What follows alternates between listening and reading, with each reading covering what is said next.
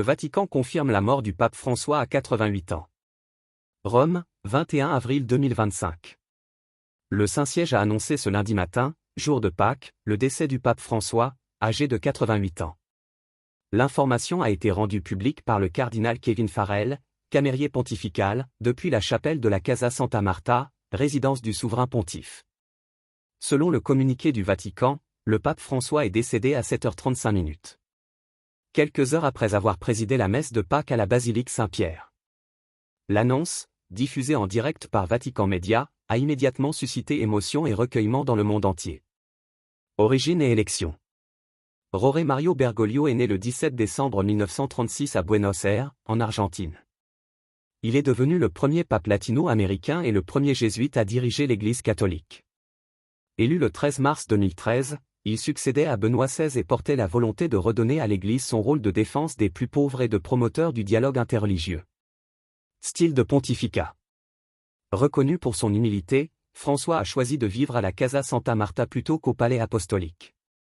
Il a multiplié les gestes de proximité, allant parfois à pied à la rencontre des fidèles et payant lui-même ses factures lors de ses déplacements. Sa voix s'est élevée sur des thèmes forts, lutte contre la pauvreté, protection de l'environnement, encyclique Laudato Si, abolition de la peine de mort et accueil des migrants. Pneumonie et bronchite. Ces derniers mois, le pape François avait souffert de problèmes pulmonaires chroniques. En février 2025, il avait été hospitalisé pour une pneumonie au centre hospitalier Gemelli de Rome.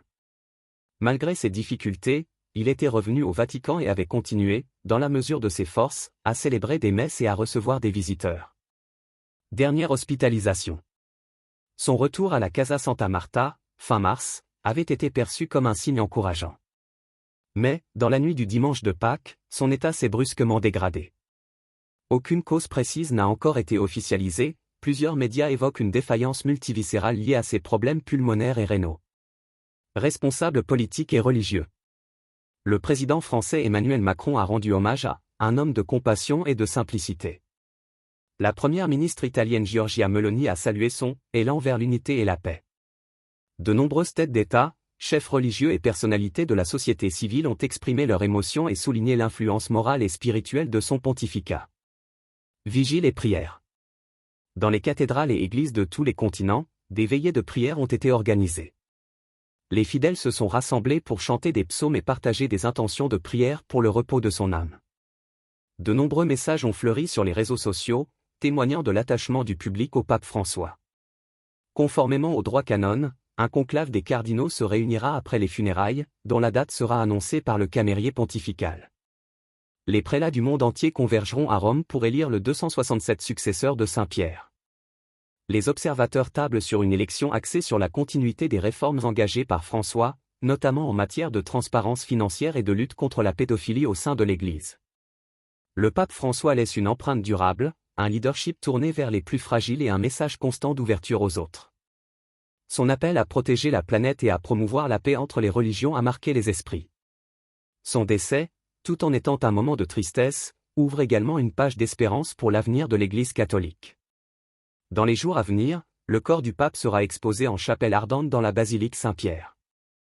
Les funérailles solennelles, présidées par le camérier pontifical, seront l'occasion pour les fidèles du monde entier de lui rendre un dernier hommage. D'ici là, l'Église invite chacun à prier pour le repos de son âme et pour guider les cardinaux dans le choix de son successeur.